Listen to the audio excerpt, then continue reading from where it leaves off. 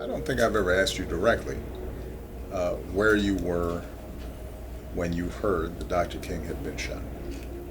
Well, Mr. President, on April 4th, 1968, I was in Indianapolis, Indiana, campaigning for Robert Kennedy. I was organizing a rally, and it was Robert Kennedy that announced to the group that Dr. King had been assassinated. Yeah, I remember the footage. I have some very sad news for all of you, and I think sad news for all of our fellow citizens and people who love peace all over the world.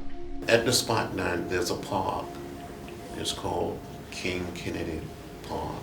I have not been back to that spot in 50 years, but I'm going back there in the next day or so. Just to let you know, John was one of my inspirations to get into public life.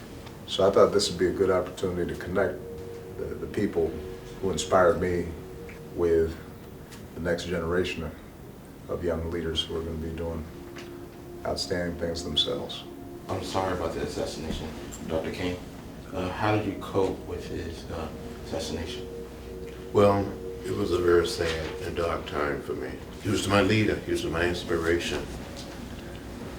But when he was assassinated, I said to myself, listen, self, you cannot get down. You got to pick him up and keep going.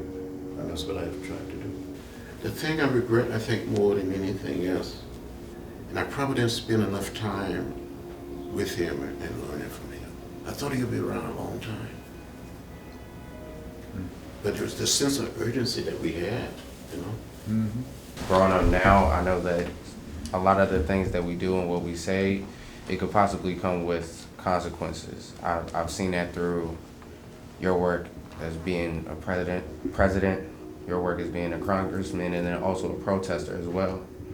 Seeing Selma, and then also documentaries about what you and the other protesters and historical figures had to do to make sure we have what we have right now.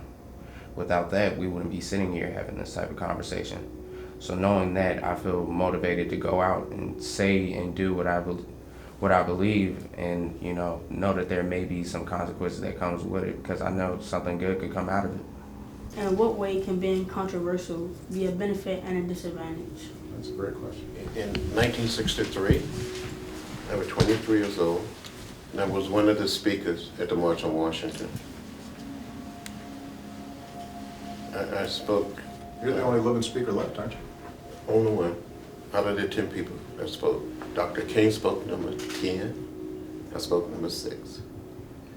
And there were some people who suggested that my speech was too extreme, that it was too radical.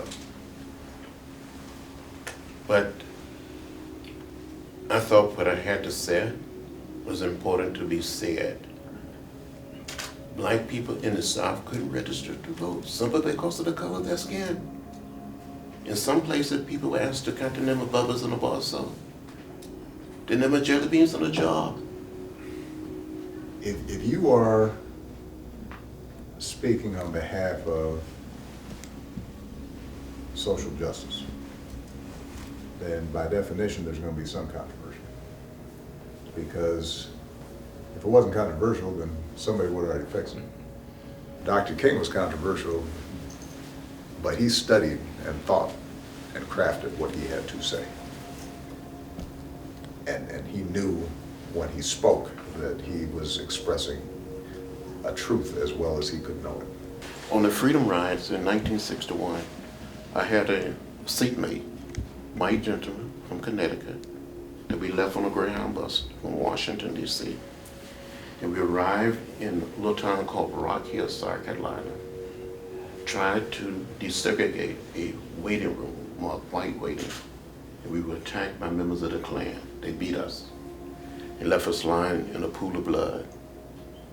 Many years later, this member of the Klan was in his 70s, and his son was in his 40s, came to my office and said, Mr. Lewis, I've been a member of the Klan.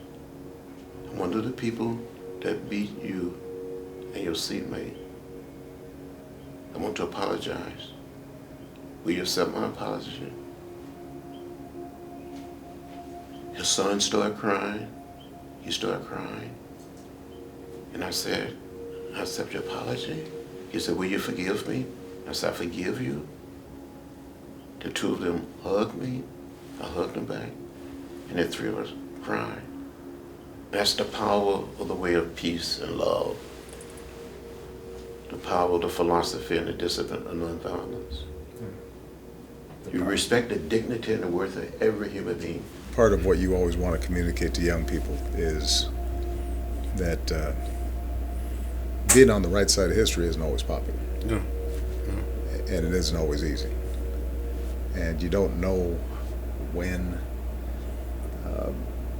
things are going to break your way. You don't know whether your labors will deliver. I said to young people, especially students, I said, when you see something that is not right, not fair, not just, you have a moral obligation to do something, to say something. Right. And Dr. King inspired us to do just that.